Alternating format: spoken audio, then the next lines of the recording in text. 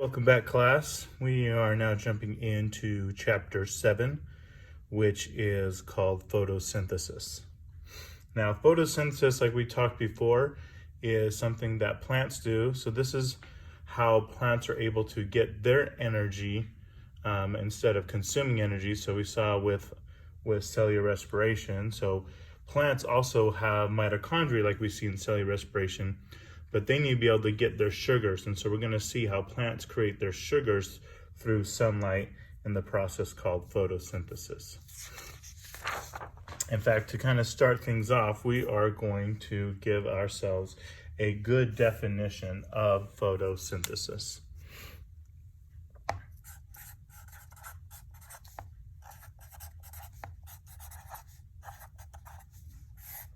So photosynthesis is the transfer of light energy into chemical energy.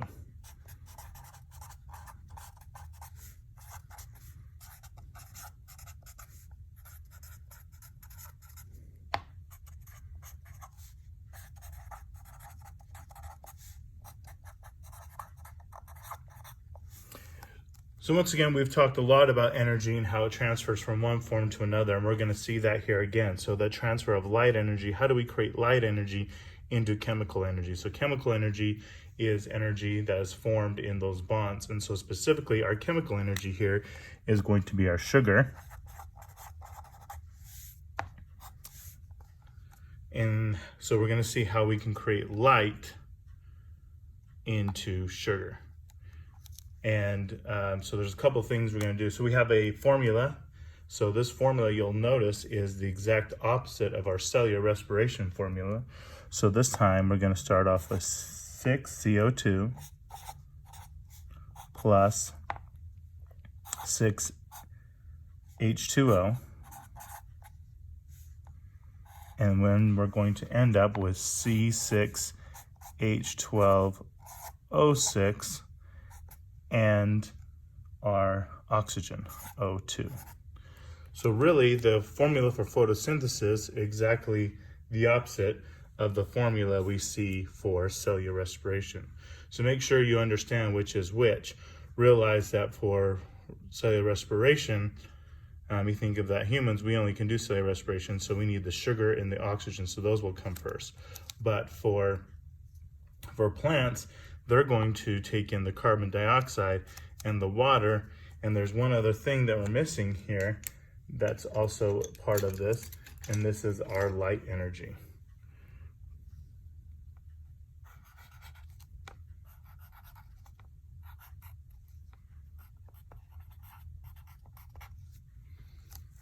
All right, so really, yes, we need the carbon dioxide, we need the water, but we need the energy from light to be able to transfer these into larger molecules. All right, so let's look at our tree. So we drew a tree before, we're gonna draw our tree again and see where in a plant these things come in at.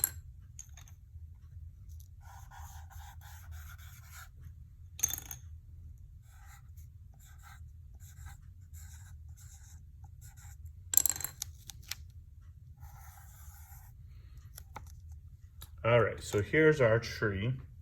Now water, we've already talked about water and how water enters the tree through the roots. So our water is going to enter into our tree through the roots.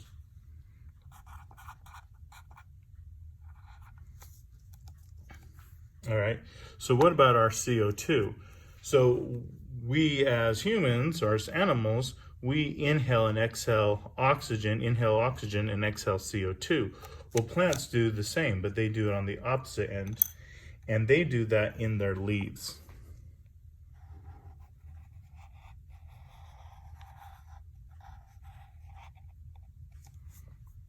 So in their leaves, so if we were to take a cross section of a leaf here,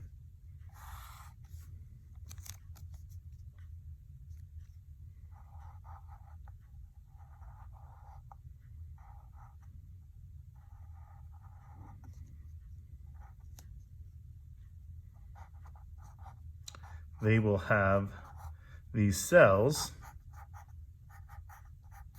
in the leaf. And in these cells, they have these ones that almost kind of look like lips. They're called guard cells. And these guard cells are actually what allow the transfer of air in and out of the leaf and therefore the plant. And so going in,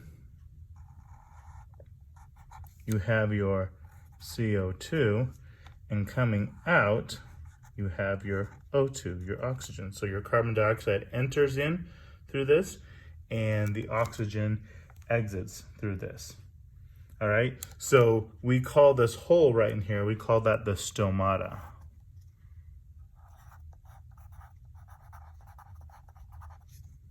All right, and these two cells here that I said that look like lips, they're called guard cells. And so once again, then here you have this entering through the leaves.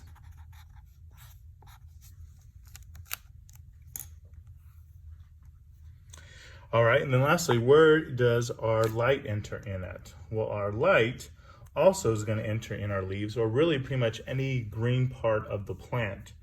When we look at chloroplast, so we have chloroplast. So I drew a chloroplast here, and we'll get more into this here.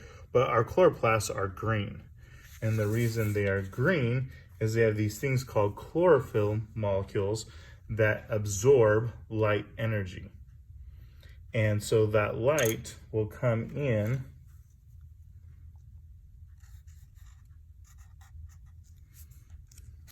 to the leaves as well.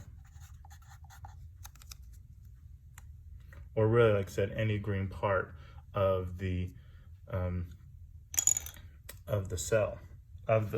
plant.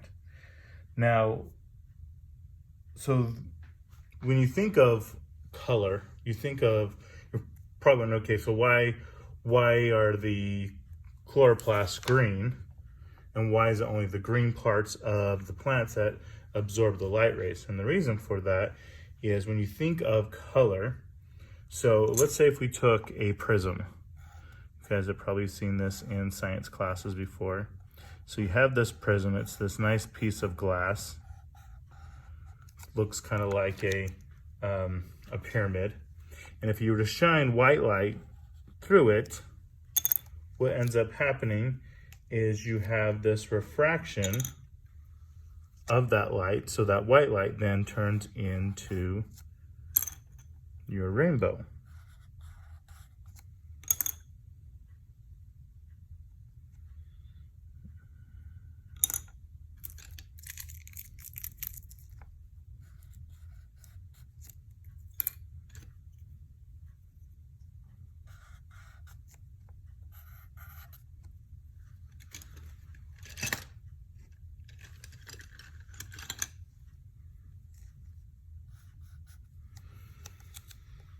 And so within white light, you have all of the colors of the rainbow.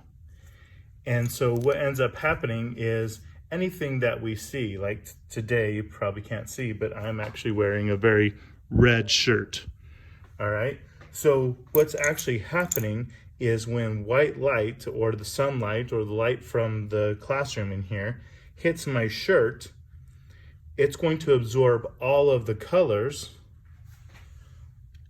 except for the red color. Let's see if I can find a good red pencil here.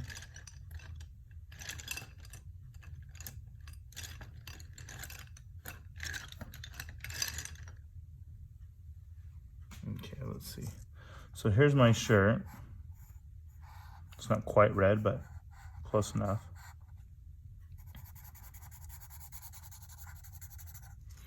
And so what's happening is all the light coming in, hitting my shirt, all of the colors are absorbed except for the red color. And this is what you see.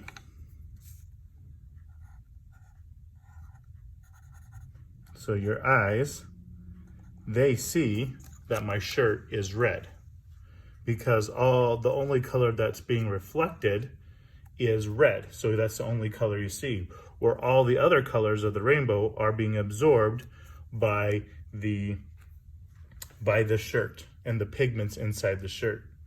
And so what we see in chloroplasts are green because they have these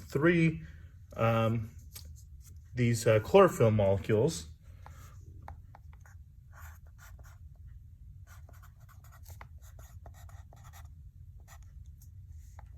So we have chlorophyll alpha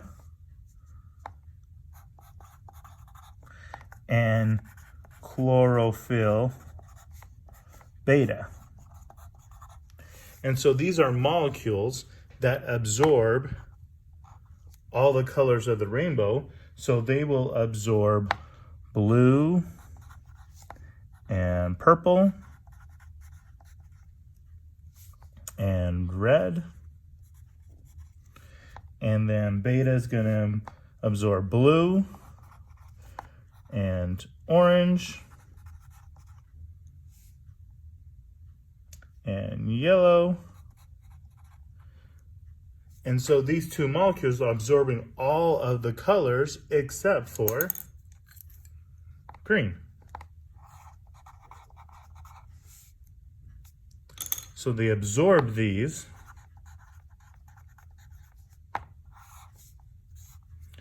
and reflect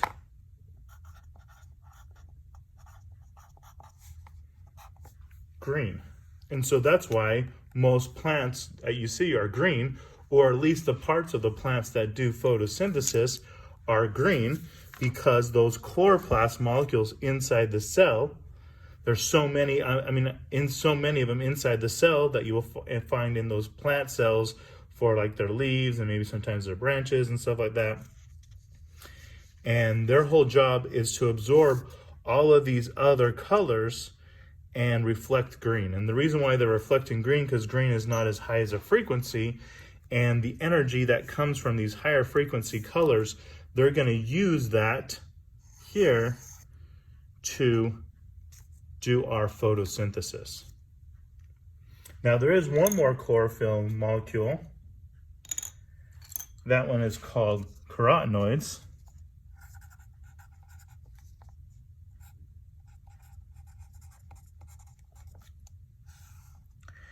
And carotenoids actually absorb green and blue and violet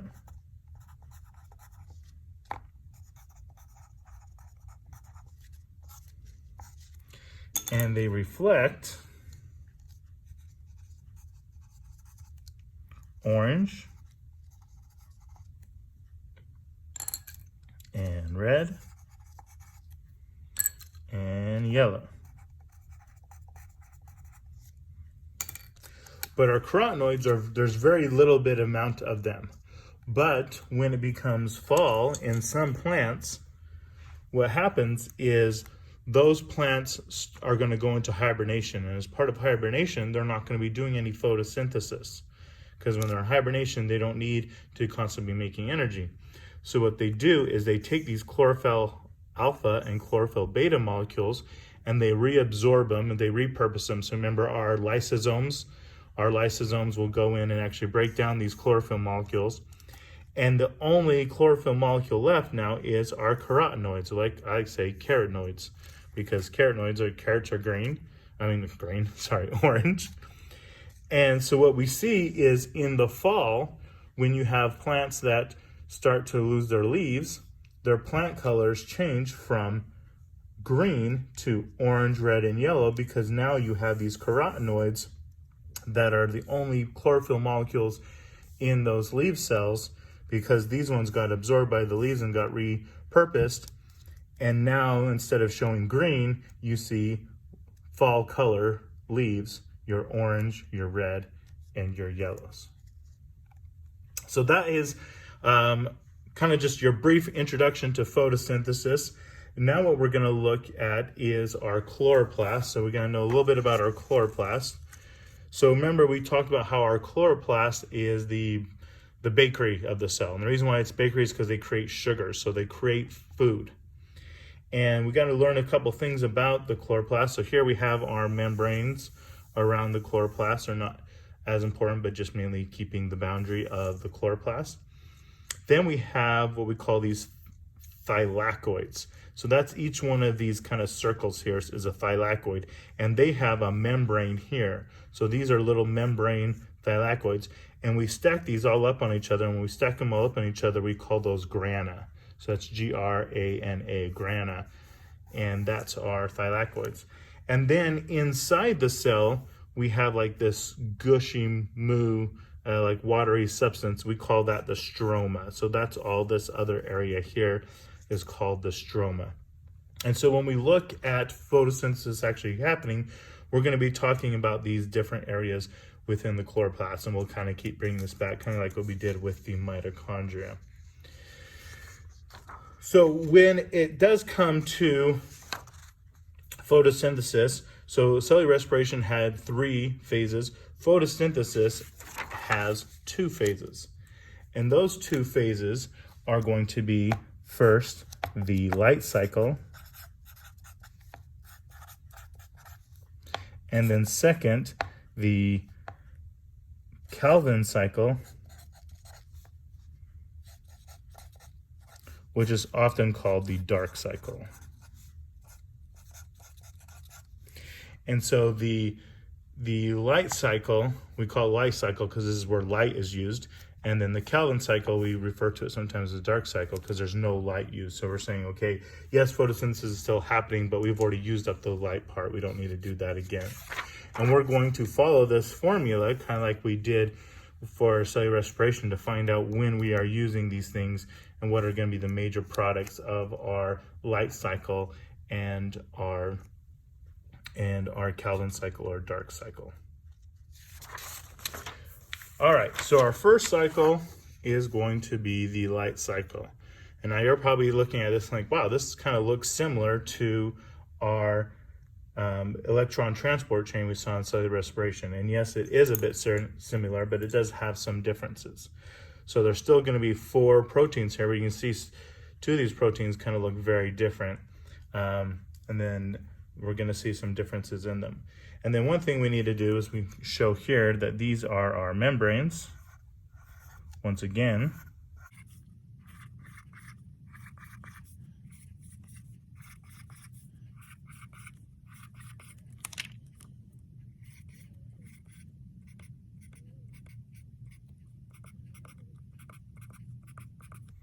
And this membrane is actually the thylakoid membrane. So that circle little coin-like, maybe pancake-like shaped thing inside our chloroplast. So one of these here. So you can just imagine here you've got 4 proteins that are embedded in all of these. So they're embedded all the way around into these thylakoid membranes. So once again, this is the thylakoid membrane. So right there. All right, and then the other part of this, so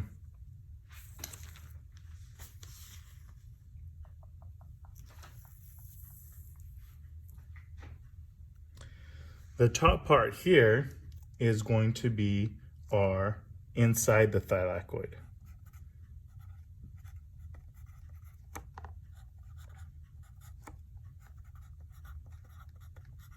So that's the top part here.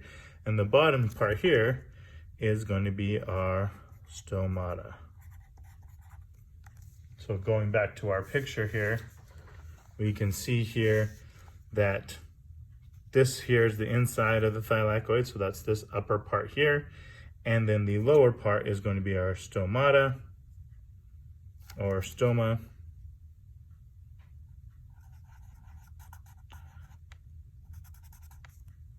Sorry, the stomata is where things come in and out, but the stroma. and that's going to be this bottom part down here. So all this outside area here is going to be that there. Okay, so to get us started, we're going to first have our water molecules. So we're going to look at our water molecules here first. And so we're going to draw here our water molecule.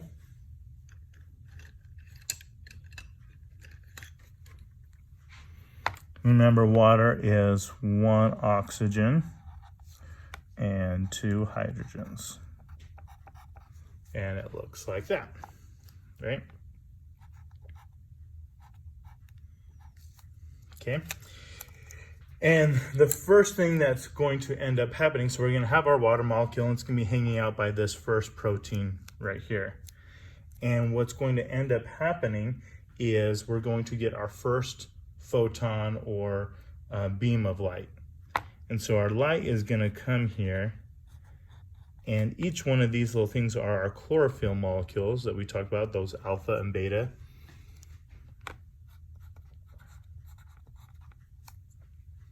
And so we have our light, so this says sun, so that's our light right there. It's hard to see that, that says sun. Maybe that's a little bit better to see. So our light comes in, and it's going to hit one of these chlorophyll molecules, and then it's going to kind of bounce around, kind of like a frog, and go from one of these to the next. And as it does this, it's going to start to build up energy. And then by the time it gets to this center part, so this is our reaction spot, it's going to be all energized up. And then we're going to use this, and this is not exactly what happens, but I like to say it this way. It's almost like this builds up into a laser, and that laser is going to come in and break our water. All right, so remember when we talked about water in the last chapter, we talked about how powerful when oxygen and hydrogen come together to create water, you get this huge explosion. That's how we send rockets into space.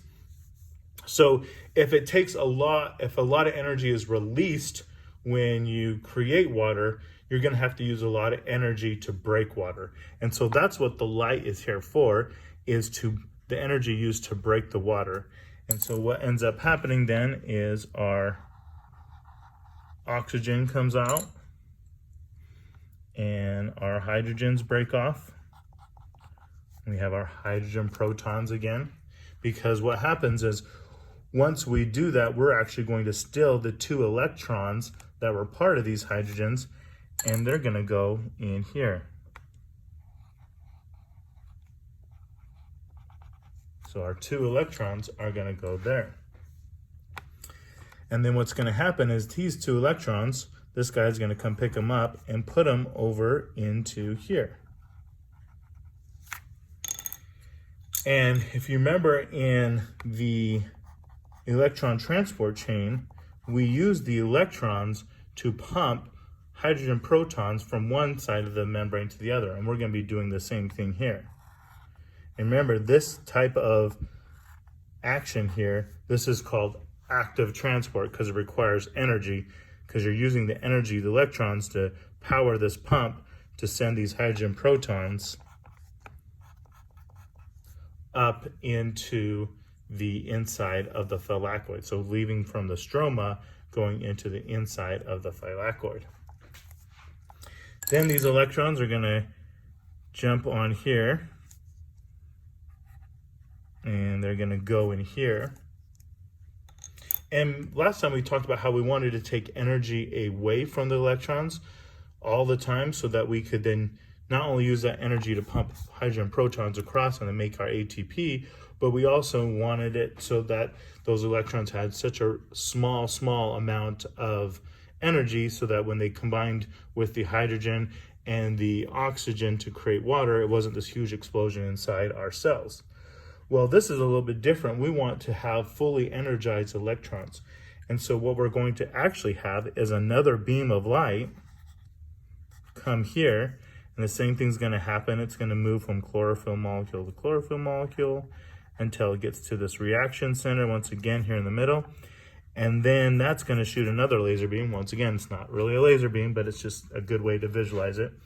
And that's going to energize, so all the energy that was lost in our electrons here to pump our hydrogen protons across, now our electrons are going to be re-energized. And the reason why we want them re-energized is where we're going to use them in our next cycle, so the Kelvin cycle. And so we need something to carry those over. And so we have a cousin of NAD plus that we saw in cellular respiration, and this one's actually called NADP plus. NADP plus, and its job is to accept those electrons. So these electrons are going to come off on this little thing here, and then this will then become NADPH. So very similar like we saw in cellular respiration, and our electrons are going to hang out here in these little grooves. All right, so that was just one water, so we'll have another water molecule come in, which means we're going to have another beam of light. That beam of light is going to come here and bounce from chlorophyll molecule to chlorophyll molecule as it builds up energy, then hits this reactance center. Then boom, we're going to hit that water molecule with that pretend laser, which is going to split our water. And then we're going to have another oxygen, and you have two more hydrogen protons come out from that. And those electrons then are going to be transferred over to here. They're going to pump another two hydrogen protons across the membrane into the inside of the thylakoid. Then those electrons are going to come over here. Another beam of light. It's going to happen. Boom, boom, boom, boom. We're going to then take those electrons. You're going to have another one of these accept. And you're just going to continue to do this until you break all 6 of your waters. And what this does is every time you break 2 waters, these then come together to create our O2, our oxygen. And so we see here in this first part of the life cycle, we're taking our waters and we're creating oxygen.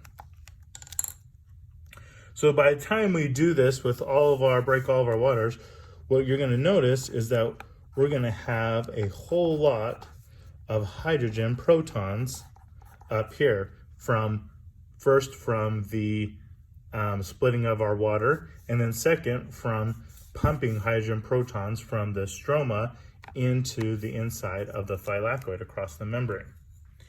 And as you can probably guess, this is going to be just like cellular respiration. So here is our ATP synthase.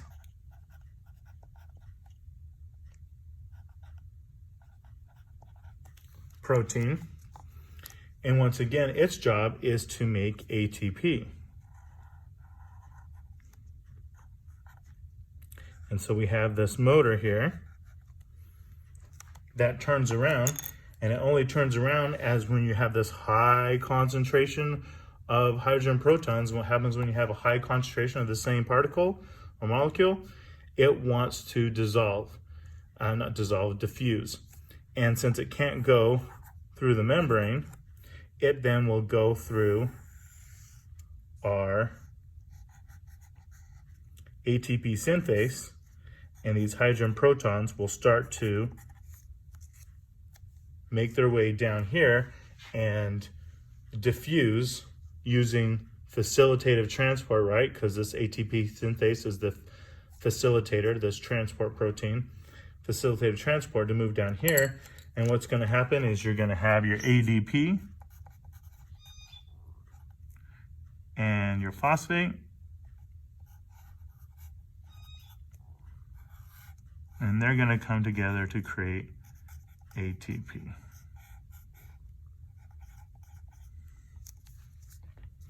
So what we see at the end of the light cycle here is that we're going to end up having, since we're going to be splitting 6 of these, we're going to end up having our 6 sets of electrons, and then we're going to have a bunch of ATP.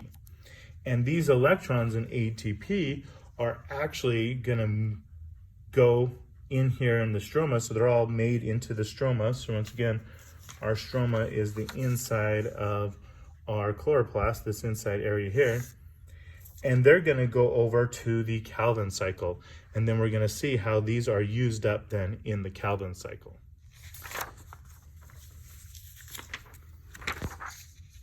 All right, so this is going to be our Calvin cycle. Now, remember when we talked about our citric acid cycle, we likened it to the Splash Mountain at Disneyland, and how you don't bring your own log to go on to Splash Mountain, that it's already there provided for you. Well, the same thing's going to happen here with our carbons here, is you're going to have your own log at the end of the ride of our Calvin cycle. And we're going to have a 1, 2, 3, 4, 5. And then we're going to have phosphates on either end.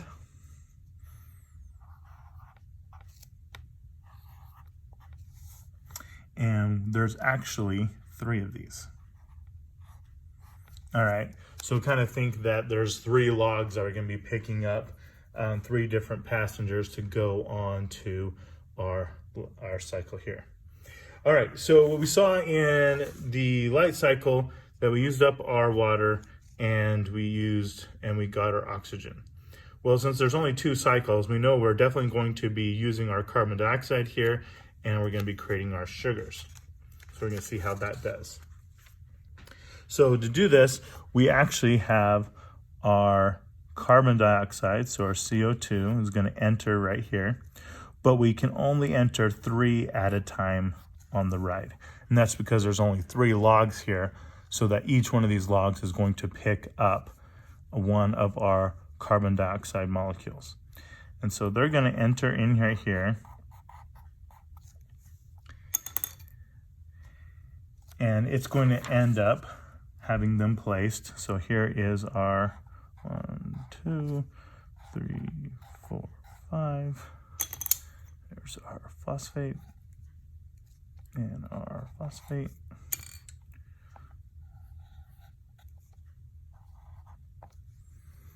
And each one of our carbon dioxide, so once again, there's 2 oxygens on here, but we're not going to follow those. We're only going to follow our carbons, are going to end up sitting right on our second carbon here. So they're going to enter right there. And so as each one of these are loaded up, remember that there are 3 of these. And almost immediately after they get on the ride, we're going to cut the log in half. Right there, boom. And so what we end up after our first reaction here is a 3-carbon molecule with 1 phosphate on it.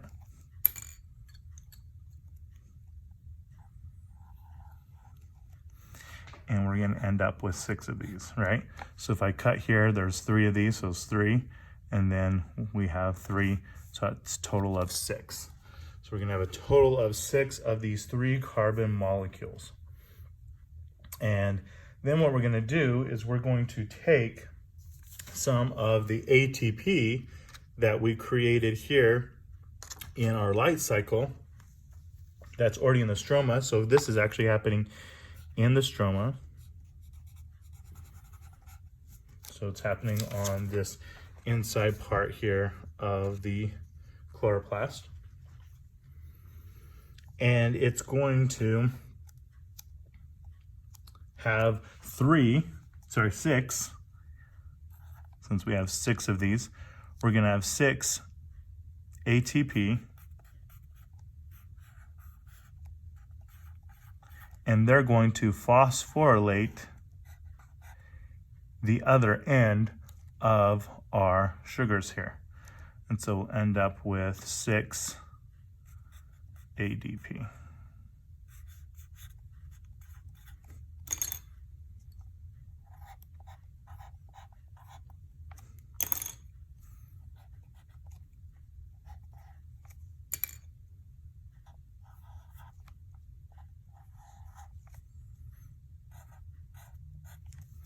All right, so all that we did is we took the phosphate group on each one of these and added it on, so we have 6 of them, and added it on to the other end, so that at the end of this reaction here, we have a 3-carbon molecule with a phosphate on either end, and we have 6 of those. All right, then we're going to get our 6 electrons.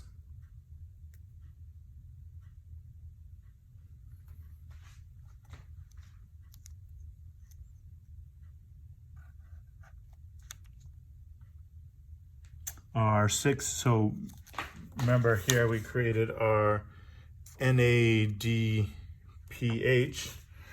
So we're going to have our 6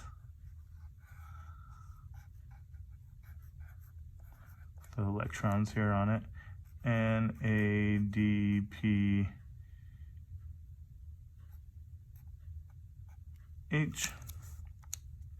and they're going to be added on.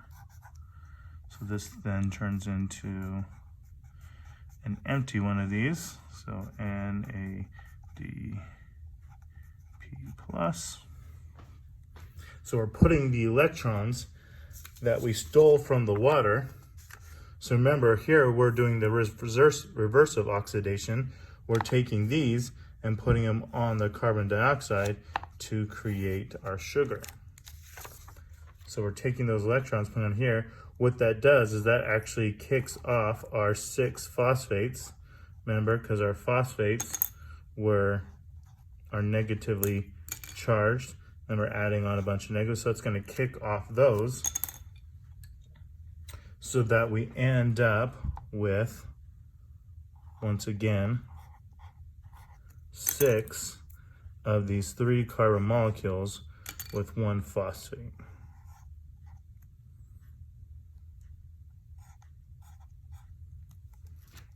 And we call these G3P. And what we're going to actually do is siphon one of these off. And so we're going to end up here now with one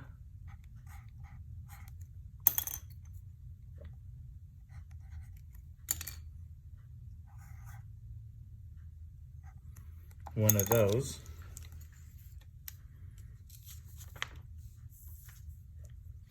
So that we end up here with only 5.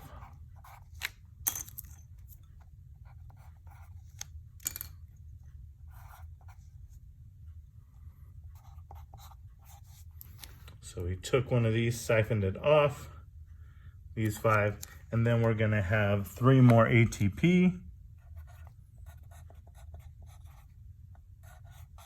And they're going to provide energy to reconfigure